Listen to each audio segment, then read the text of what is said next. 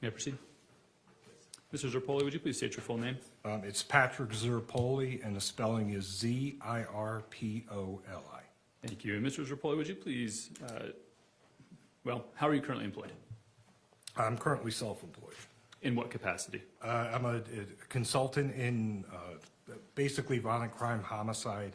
I provide expert testimony, expert case consultation nationally, and I train both nationally and internationally. Okay, let's talk a little bit about your experience that brought you to owning your own business. How'd you start out your career? Okay, I started my career in 1989 with the Pennsylvania Department of Corrections. I worked for them for about 2.5 years. And then I went into the Pennsylvania State Police, and my focus in the State Police was really violent crime and homicide, and I worked in that capacity up until 2015. I was also mentored outside of the State Police by experts in the fields of staged crime scenes, equivocal death, criminal behavior, and in areas of that nature. And my last duty assignment with the Pennsylvania State Police, I was the supervisor of our Criminal Investigation Assessment Unit, which is the behavior unit for the Pennsylvania State Police. And to best describe the State Police, because law enforcement is different in every state, we are the state investigation agency for Pennsylvania. Like, we have a Bureau of Criminal Investigations that handles all major crime within the state, except for in cities like Philadelphia, Pittsburgh, Scranton, some of our bigger cities, but we handle everything throughout the state. Okay, Thank you. So if I want to make sure I caught that date correct, you started with the Pennsylvania State Police in 1992? Yeah, it was right around 92. Okay, and you retired in 2015, you said? Yes. Okay. In that amount of time, I think you testified you were primarily violent crimes, homicides, and what was the third thing you said? Violent crimes, homicides, child abductions, things of that nature. In that amount of time, so say that 23, is my math right, roughly 23 years, how many homicides did you say you investigated? Hundreds, if not more. And I not only worked for the Pennsylvania State Police, but I was also a member of different societies throughout the country where we would review unsolved homicides or active homicides. Responsive to the question. I think it's a little verbose. Just please be more direct in your response, sir. Okay, so you said hundreds, Yes. right? You referenced in your experience with staged crime scenes, correct? Yes. How many of those homicides would you say, if you could estimate, had staged crime scenes in your opinion? Upwards of 500, I would say. Okay. Have you received any sort of particularized or specialized training in staged crime scenes? Yes, I have. Have you given any trainings in staged crime scenes? Yes, I do. I currently do. Okay. You mentioned in 2015 starting this and doing some expert consulting, correct? Yes. Is that part of that consulting? Yes, it is. Where have you trained on staged crime scenes? I have trained all over the country, and I've trained for the American Academy of Forensic Science. I've trained in South America on staged crime scenes. Illinois, Utah, I've trained here multiple times in this state on staged crime scenes. It's part of a program that I have put together, and staged crime scenes is part of that program. Okay, thank you. When you are looking at a crime scene generally, just kind of speaking not to this case specifically, what sort of information do you consider? When I look at a crime scene, my view of it is evidence-based, and I kind of look at it, especially at the crime scene itself, I almost look at it like a football field. End zone to end zone, that's the crime scene. And that's what I look at. Any evidence that's at that scene, including verbal statements or written statements that come from people who are at the scene. So that's kind of, I call it white noise. I take everything else and just focus on that. Okay. What information were you provided in this case? I was provided, I assume the case file and all of the material with the case file, which included photographs, body cameras, footage, things of that nature. Faro scans were in there. Statements, both recorded statements on body cameras, was also in the case file. Okay. Did you look at that information in forming an opinion in this case? I did, yes. Okay. Let's go through some of that information. If we could please pull up what's already been admitted as States 61, please. And there should be a pointer on the desk in front of you, and if we go to publish 61 when it's up. Thank you. Okay, can you test that pointer, see if it comes up with a red dot on the screen? Excellent. Okay. We're not going to need it for this picture, but what I want to do is go through some of these pictures that were previously introduced but haven't been published to the jury yet. And have you describe what you're looking at in the picture. Is that okay? Yeah. Okay, what are we looking at here in States 61? What you're looking at in this picture is a marker, or we call it a tent, numbered 1, and next to that tent, to the right of that tent, is a shell casing. Okay. Let's actually...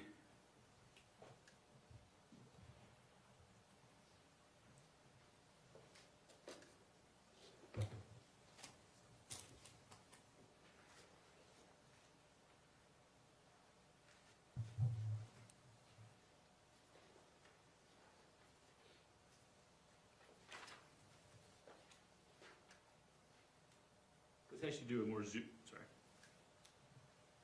actually do a more zoomed out view. Could you go to States 60 first, please? There we go. Okay, could you describe what we're looking at here? Okay, what we're looking at here is a living room area of the residence with multiple tents that are marking different pieces of evidence that are in that area. Okay, and when you say tents, what do you mean? They're the markers that you see, like number 1 that we just saw, that's what they are, but they're different numbers. Okay, and in the orientation of the Grist home, what are we looking at? We're looking towards the front door from kind of the kitchen area. I'd say we just came around the corner from the kitchen and we're looking towards the front door. To orientate this to where the victim was, he was at that hallway just to the top right-hand corner of the photograph, right here where the pointer is. That's the hallway where the victim was located.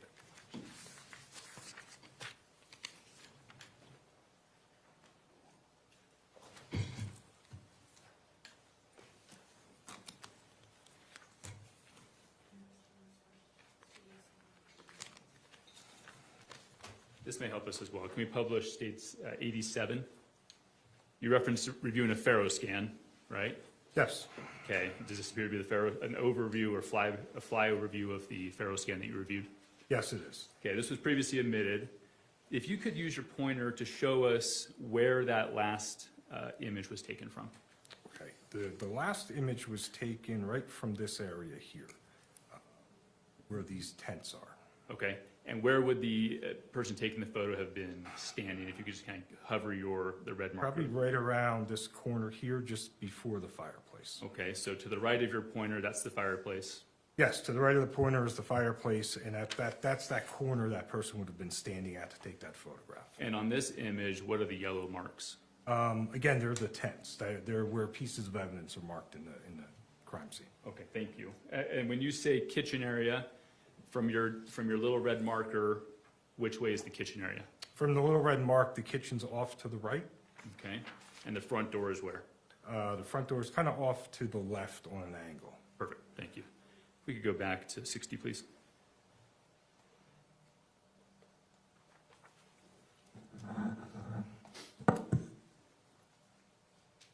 Great. So now this is that zoomed in view that we were just talking about, correct? Yes. All right, so now let's go through those tents. We already did 61, but if we can go back to that, please. Yes, please. Okay, what is this first marker? The first marker is a marker number 1, and again, it's a shell casing to the right side of the marker. Okay, and then if we can go to 62, please. What are we looking at here? 62 is tent 2 and 3, again with shell casings at both tents. Okay, 63. Is number 4, tent number 4 with a shell casing to the left of the tent. And then 65, please. It's tent number 6, again with a shell casing to the left of the tent. Okay, and then 66?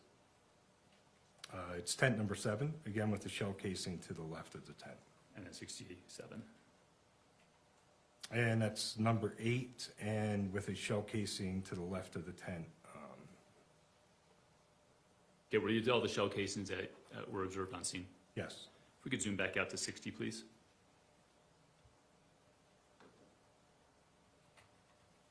Okay, the marker in the bottom right corner, which marker is that? That's number 8. Okay, and that's the one we saw last before we came back to this, correct? Yes, yes. Other than 8, do those markers that we're looking at, do those all indicate the shell casing placement? Yes, they do. Let's go please to states 68. Okay, what is state 68 showing? This photograph shows 2 objects. It shows tent number 1 with the shell casing in it in the top left-hand corner, and tent number 2 with a sandal kind of in the center of the picture. Okay, and then states 69, please. 69 is tent number 11, again with the matching sandal in the center of the picture. If we could please go to 70. What are we looking at here? 70 is the firearm that was used in this incident. The photograph was taken on the kitchen counter and it's marked by tent number 12. And then states 22. This is the knife that was at the scene, again on the counter, and it's marked by tent number 13. Then let's go to 70. Well, let's pause there for a second. Well, no, let's do 72, please. 72 is tent number 14, showing a bullet hole in the corner of the wall just to the left of the fireplace. Okay, just let's do all these bullet holes, and then we're going to pull that Faro scan back up, and I'm going to have you show me on the broader picture. Okay. Then let's do 73, please. 73 is tent number 15, again with a bullet hole in a door. Okay. 80, please. 80 is marker number 16, again with a bullet hole in the door. 82. 82 is tent number 17, depicting blood running down the wall. 83. Is number 18, depicting blood on top of a shelf in the hallway. 84. 84 is 19, again depicting blood on a wall. 20. I'm sorry, 85. Is tent number 20, again depicting blood on the corner of a wall. Just right below. Just below 19, I 19. believe it is, yes. Okay. If we could please do 76.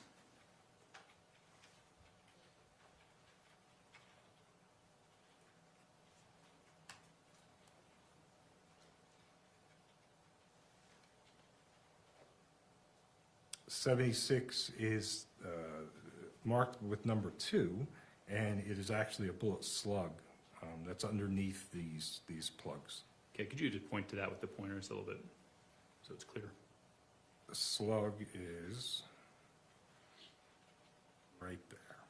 And you've referenced slugs and casings. Could you please describe what's the difference?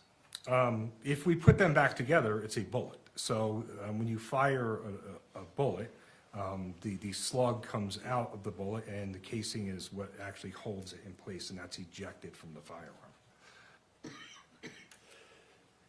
If we could go to 77, please. Again, 77 is marked with number 3, and it's another slug that came from what's depicted on the floor with blood around it. Okay. 74, please.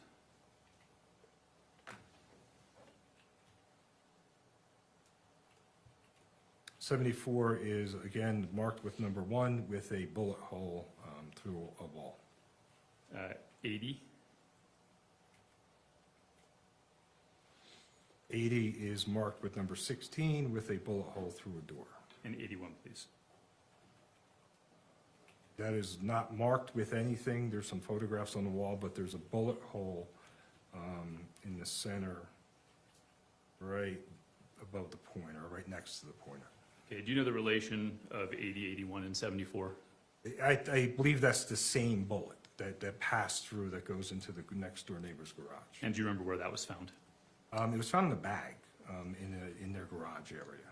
In the neighbor's garage? Yes, in the neighbor's garage, yes. Thank you. If we could then go back to that Faro scan, and we're going to go through just briefly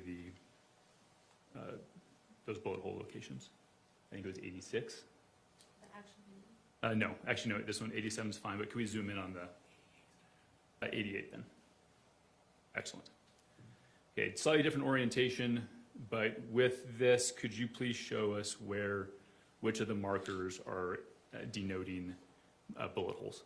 Okay, so in this scan here, Just using that red marker, and we can zoom in if you'd like. this here in the bottom of that door, just below that red mark, is a bullet hole. There's a bullet hole right here on the corner of that wall, just underneath the red marker. And sorry, if you go back to that first bullet hole, do you remember where that slug was found? That's the slug that was found underneath those quartz in that office area. Excellent, thank you. And then you referenced the one on the corner there of the fireplace. There's the corner one here. Okay. And that's that bullet hole into the wall. Okay, And then we have the bullet holes on the door, again, that correspond, just above the red mark, that correspond with going through the wall, going into the neighbor's garage. great, thank you.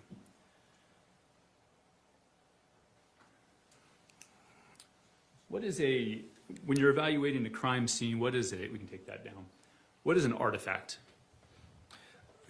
Definition of an artifact is something that's brought to the crime scene that's not part of the crime scene. So for example, if someone brings their DNA, if an officer leaves a glove laying there, if an officer leaves a boot print there, it's artifact to the actual crime scene itself. It's not part of the crime scene.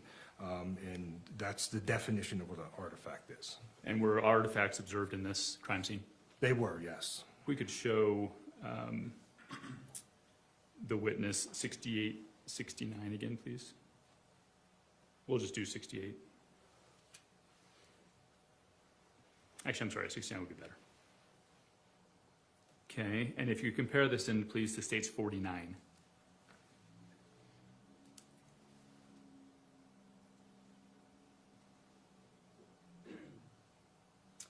You've seen this body cam footage, correct? I have, yes. And could you describe the location of the sandals? If you look at the body camera footage, the sandals are inside the door, just inside the entryway of the door, just past where the door is. That's where they originate at. Okay, and then 69, which we don't need to show it again, but could you describe where the sandal is at that point? At that point in the photograph, the sandals outside the door. So at some point, that sandal's kicked outside the doorway. And is that consistent with an artifact? Yes, that's consistent with an artifact. Okay. If I could also show you 83, please.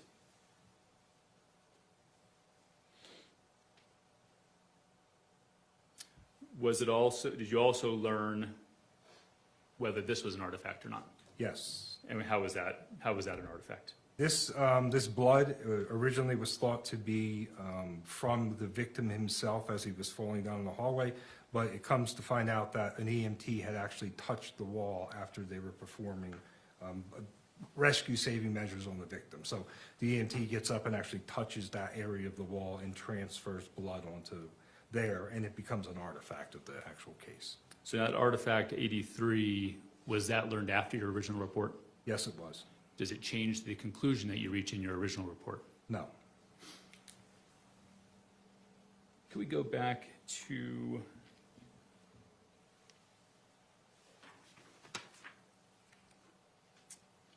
uh, 70, please?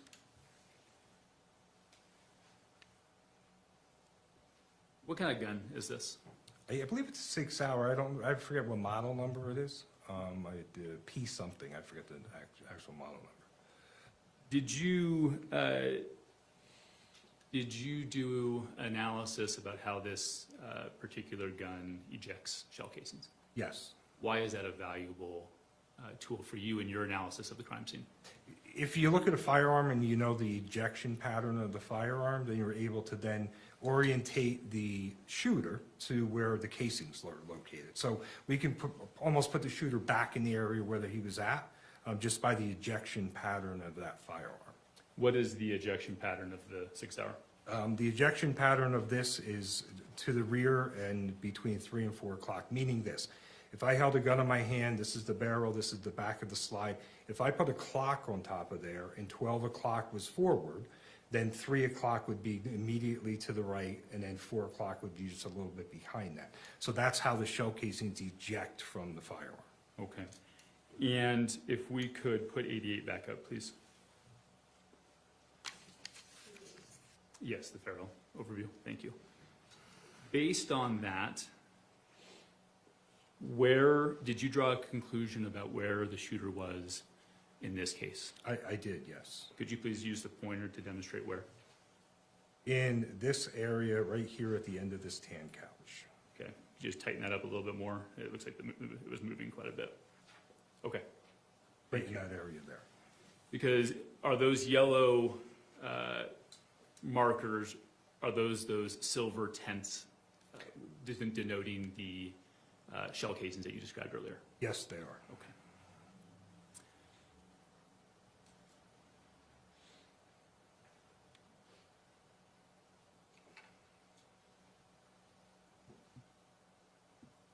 Did you evaluate, along with the body cams, the statements, the Faro scans that you talked about earlier, did you also evaluate the medical examiner's report? I did, yes. Did you use that in forming any of your conclusions? I did, yes. Is that a typical thing for you to do in your field? Yes, it is, because you're taking, you have the injuries, so you can use those injuries, documented injuries, especially in gunshot wounds, exits, and entrance wounds, to be able to orientate the victim to where they were at in the crime scene. Okay. Could we please put up states 44? Sorry, states 94.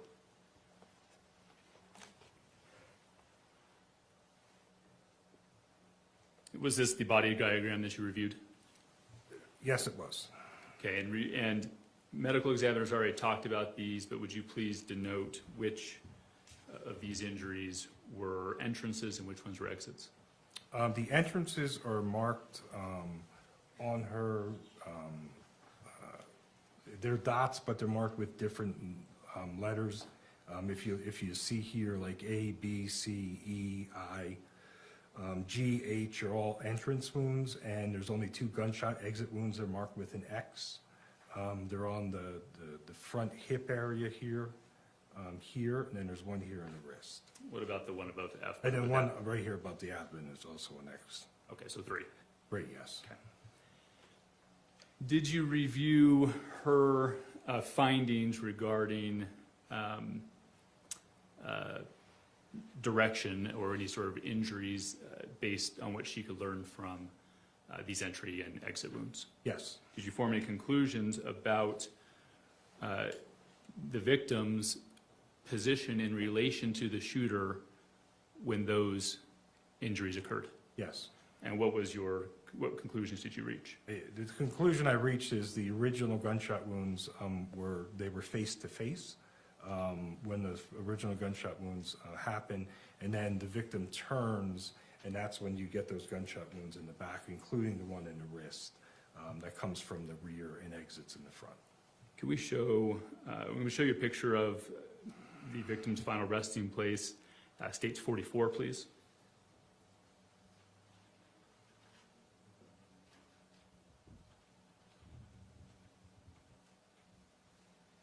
When you look at this photo, what does his positioning in relation to the room around him tell you?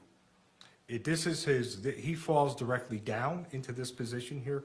That's why he begins forward and then he turns into the hallway, and this is where he falls immediately down. Let's go back to 88, please.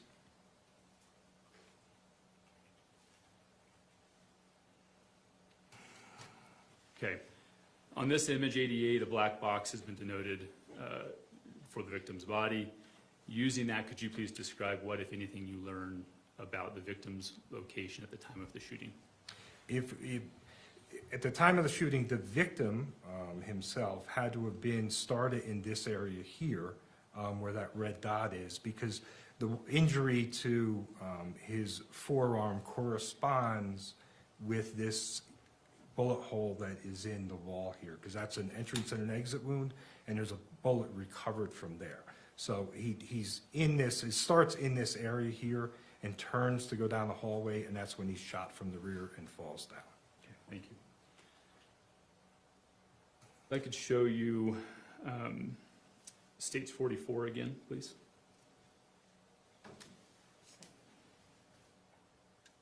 You talked about your experience with crime scene staging. Did you make any conclusions based on your review of the evidence about crime scene staging in this case? Yes.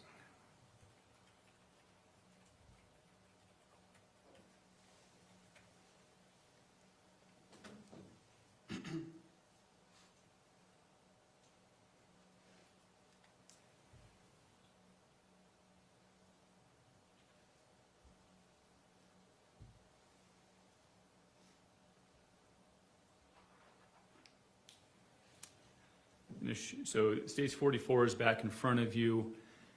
When you look at this in regards to the topic of crime scene staging, what do you observe? From the topic of crime scene staging itself, when you look at the body, this is his final rest. Once he is shot from the rear, he falls into this position. You see no other movement of him. But what jumps out as far as the staging of him being moved post-mortem is you see blood stains here, where his arm is moved multiple times. Is your pointer not working anymore? No, it stopped working. Okay, we'll do it the old-fashioned way. If you could just describe on the picture what you're referring to when you say blood stains. Okay, so if we look at the victim in this picture here, just above his right shoulder, you'll see it's more concentrated than the other stains that you're going to see. You'll see a blood stain there. That's final rest. That's where he falls down. That's where his wrist is bleeding and leaves that blood stain there. And then as you move out further, just above that, you see a lighter stain of blood. So when we look at blood stains need a source. So something has to be bleeding to leave that blood there. And the only source that we can have in this crime scene above his chest area is his forearm. So those stains have to come from his forearm.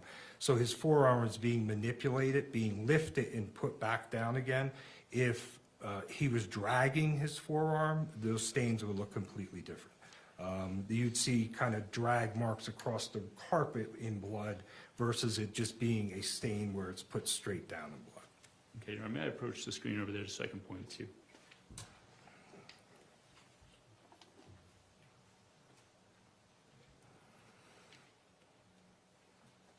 Testing.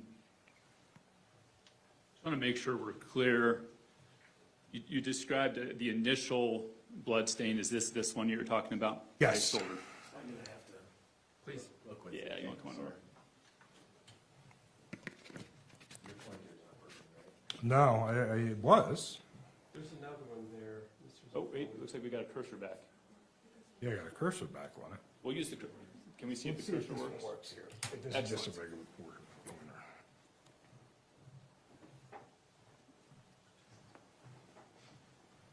So I have there, now it's back again.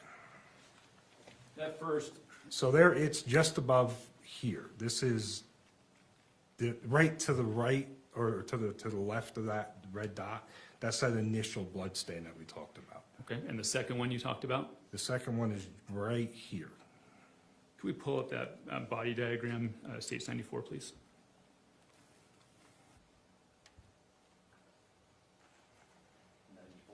Please.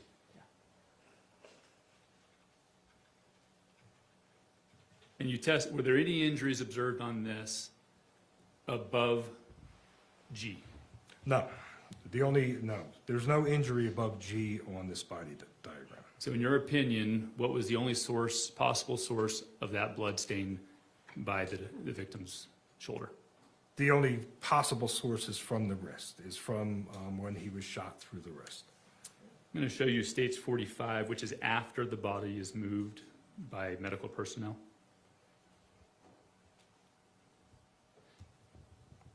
Okay. Why is this picture relevant?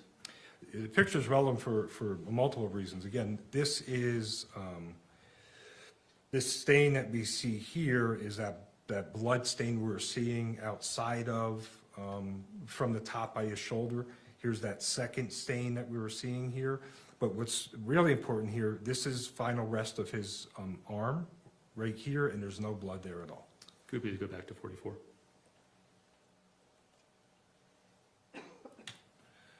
So when you say final rest, could you circle where final rest is on this image? Final rest is, where his arm is put at final rest is right here. And based on 45, was there any blood on the carpet under that location? No. What does that indicate to you? It indicates that overall, his arm was left here for a period of time, the highest saturation of blood.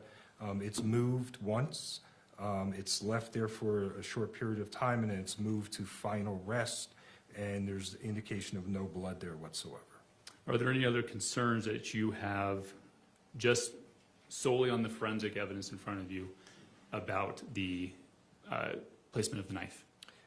Yes, the orientation of the knife concerns me. And it concerns me more if we put his arm back into where he initially fell down. The knife is turned blade in. He should have stabbed himself.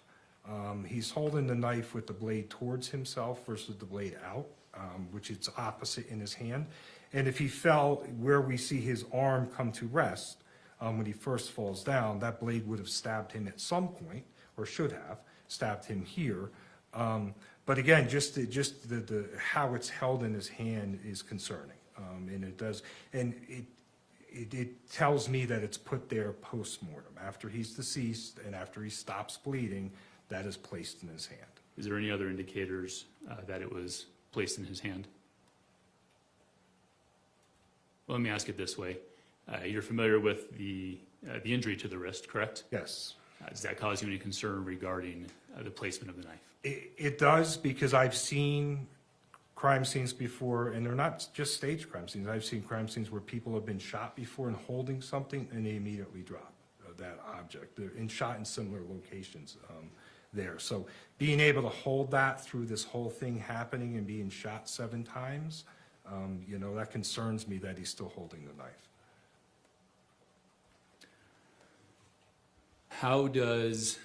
Are you aware how long between the neighbor reporting shots and Miss Grist calling 911? Are you aware how much time passed? I know it's documented in my report. I think it's somewhere between 8 and 9 minutes. I think that was the time frame, and I think that comes from timing on different video surveillance and things of that nature. But I think that was the kind of the range of the time.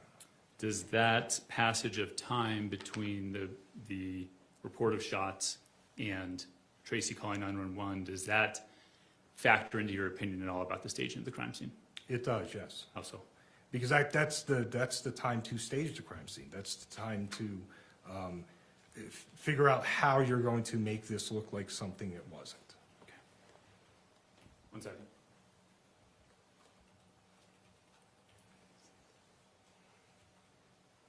Okay, I'll pass the witness, and we can take that down, please. Thank you. Cross.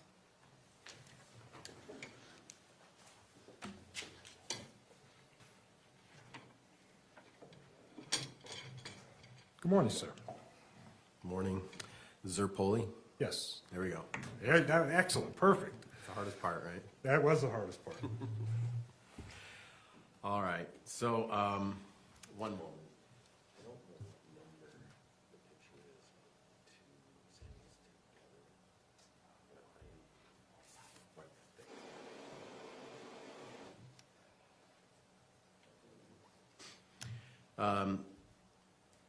You're no longer a police officer, right? No, So I won't call you detective. I'll just call you Mr. Zirpoli, if that's okay. that's fine. Mr. Zirpoli, you've had an opportunity to obviously go through the crime scene as you've demonstrated in your testimony today. And I have a question. If we can look at picture number 49, exhibit 49.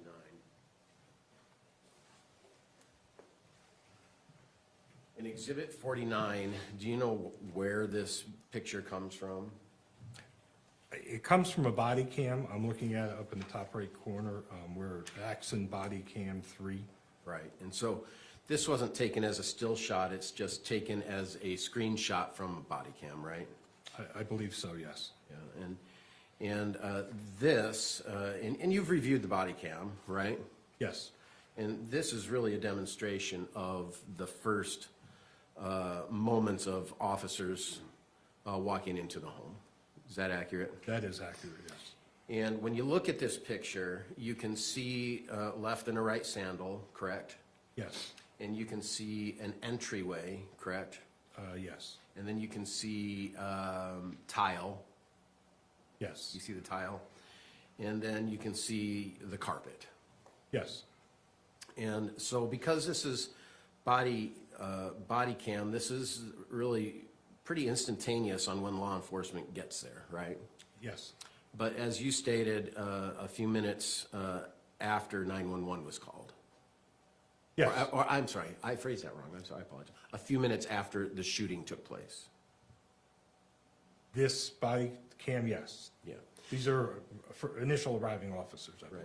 So we had the time of shooting, which is not an exact known, but it's pretty close, right? A time of shooting. Yes, Then you have a time of 911 calls. yes, And then we have a time of law enforcement arrival. yes, Right. And this shot is time of law enforcement arrival. yes, And so, in this shot, this is, according to all that you've reviewed, a first view into the home. Is that right? that is, yes, So if this was not a crime scene, and if this was just, hey, I'm buying a home, this would be your first view into the home when you open the front door. yes, Yeah. And the first thing you see is you see a fireplace, you see a nice rug, and you see a wall in front of you, right? yes, And so the natural part of this house is to invite you into this fireplace room. I'll call it a living room. Is that okay?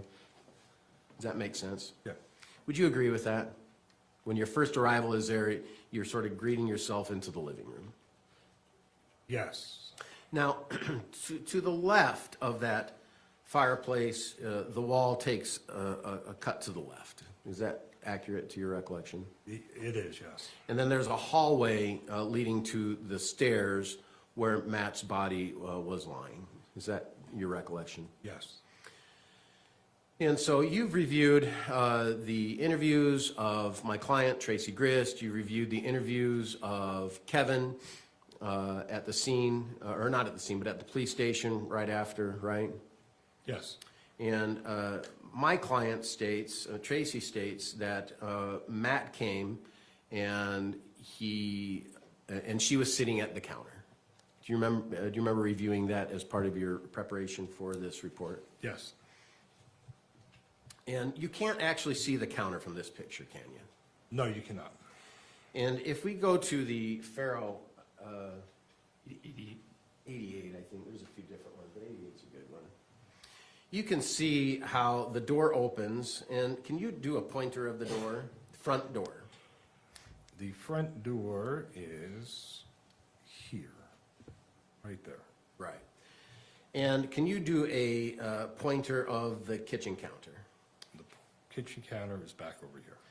And in the middle, in between these, is a big triangle of empty space.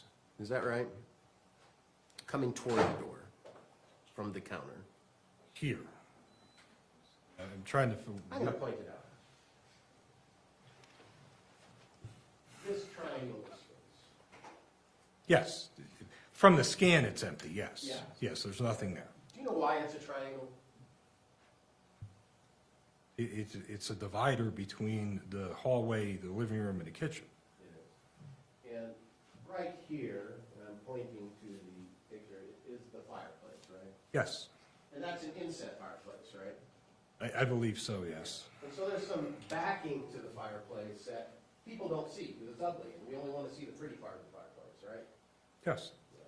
And so this triangle space covers the ugly part of the fireplace behind the wall, and it just shows the pretty part of the fireplace. Is that accurate? That's correct, yes. And because of that triangle space, you actually can't see the front door from that kitchen counter, can you? No. Because the triangle wall is in the way. Yes. If we can bring exhibit number 47.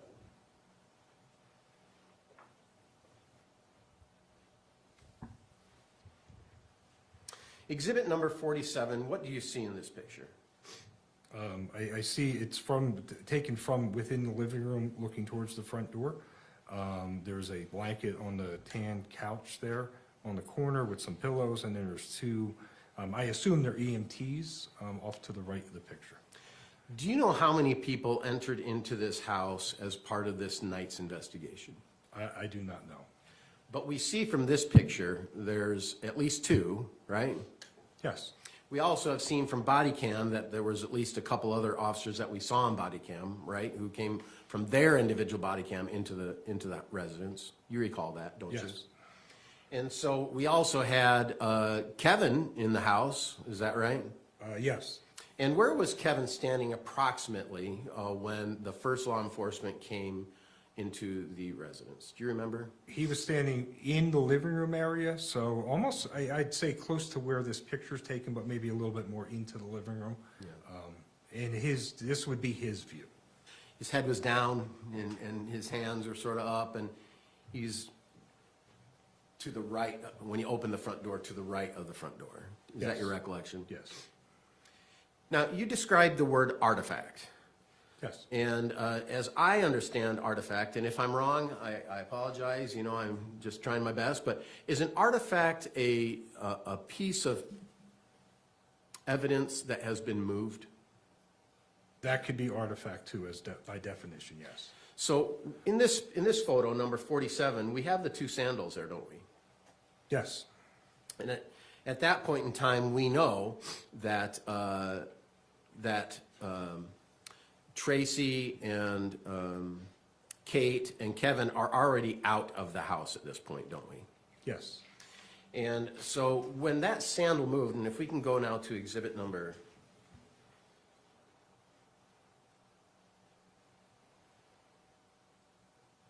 68.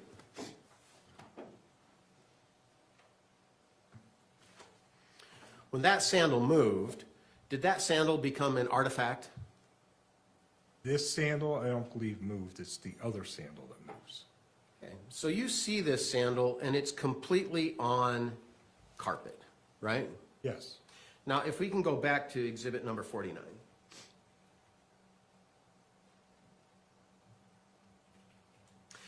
Do you see how both sandals are on the tile right there? They are. So both sandals were moved from their original location, yes. Yeah, both sandals were moved. And they're moved, maybe not intentionally, but they're just moved as part of the, and Mr. Zirpoli, let's be honest, part of the craziness that's going on in the house with a dead man there. Isn't that true? There's a lot of people trying to help the situation.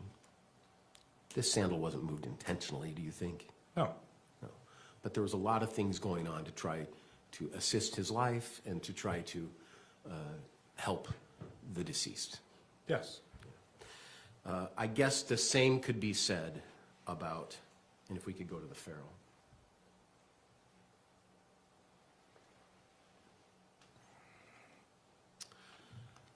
The flags that are all on the carpet.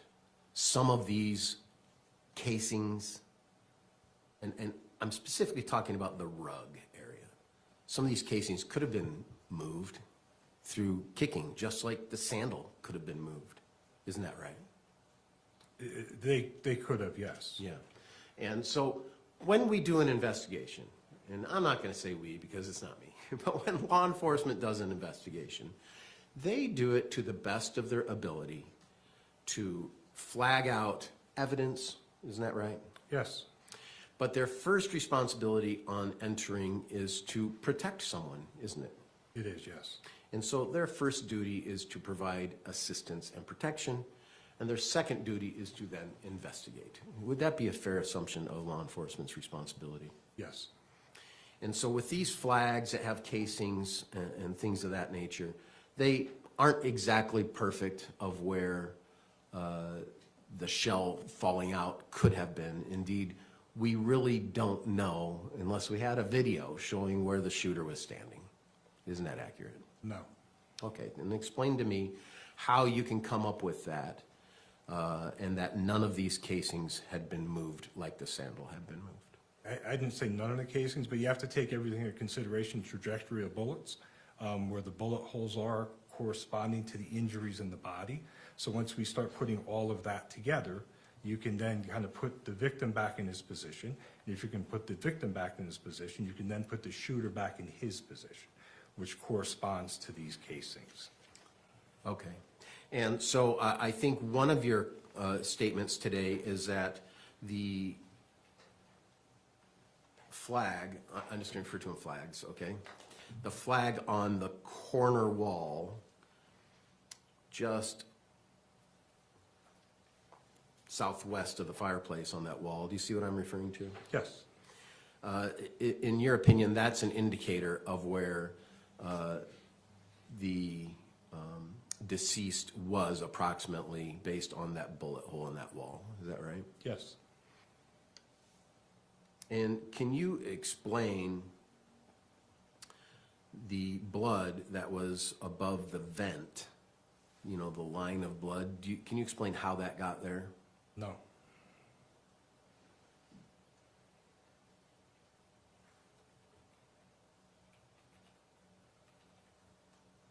Do you know whether or not Matt moved after he fell down? From his body position, my answer would be no, he did not move. And is that because of the blood markings by his head and a bit above his head? And the other blood markings under his body, yes.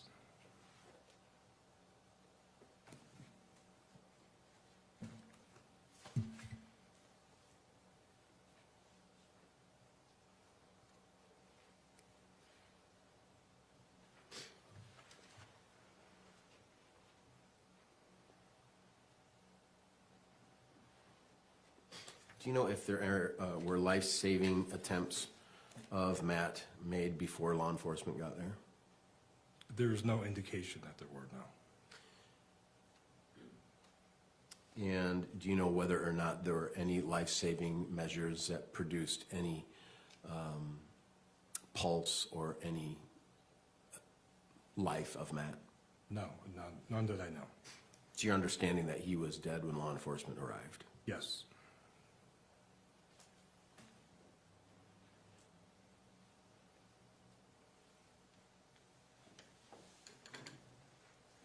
And with these casings, and some could have been moved and some could have not been moved, I guess we agree on that, is that right? Yes. Yeah. You can come to an approximate area of where the shooter is, but it's not an exact location, but approximate, correct? That's correct, yes. And what's the bubble of approximation, do you think? I think the bubble of approximation is right in this area at the end of the couch. I think the bubble is, Can you do that with? if this thing works again, I think the bubble is in this immediate area right here, right by this end of this couch here, which corresponds with the bullet holes in the doors, the bullet holes in the walls, and it moves around the corner as this is occurring. As he's going down the hallway, the shooter's also moving at the same time. Moving toward the couch? Moving away from the couch, moving towards the door. Because when you start looking at trajectories of bullets, these are forward into this wall, into this door here. So it goes straight through the door, straight through the wall, straight into the neighbor's garage. So you have him then making a turn, the victim making a turn down the hallway. And that's when you get this corner shot here into this, into the corner of that wall. It's not straight into the wall, it's almost into the corner of the wall. Yeah. You were a police officer for how long? 23 years with the state police. Okay. And so as a police officer, you were trained in many different ways, is that right? Yes, I was. And in your training, you were trained in firearms, is that a fair assumption? Yes. When you are trained as an officer in firearms, are you trained on when finally having that dreadful day of discharging your weapon, are you trained to discharge one bullet, or what is your training in regards to that? You shoot to stop the movement. That is our training.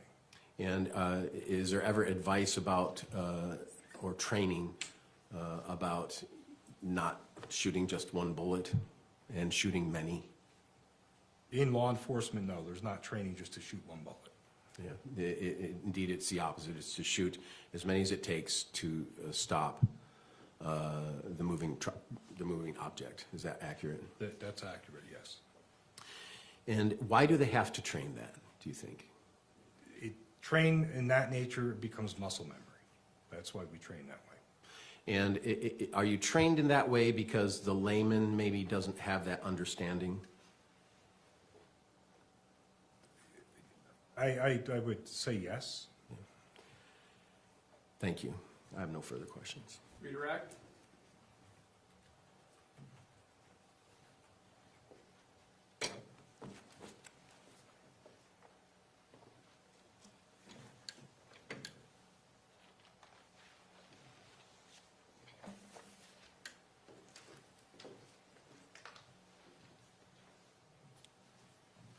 Just one line follow-ups. You were asked about the possibility of the shell casings being disturbed on scene after EMS arrives, correct? Yes, And you acknowledge that that is a possibility. it is a possibility, yes.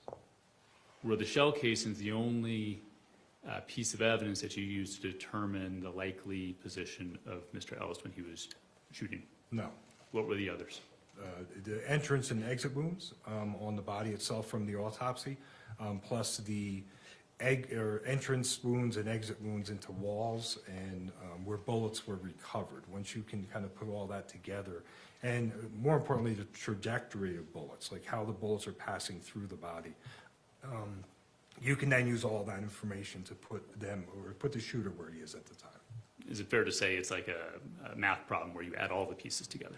It is, yes. You cannot look at just one thing. You look at all of it, the totality of the circumstances, then tells you where people are at that time. And finally, does anything about the possibility of a shell casing being disturbed, the possibility of that, does any of that change your opinion on the placement of the knife post-mortem? No. Okay, thank you. Recross. No, Your Honor. This witness be released. Only you may step down, sir. Thank you. Thank you, Your Honor.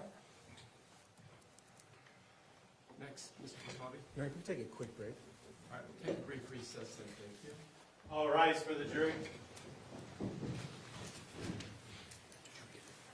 Yeah. Thanks for understanding.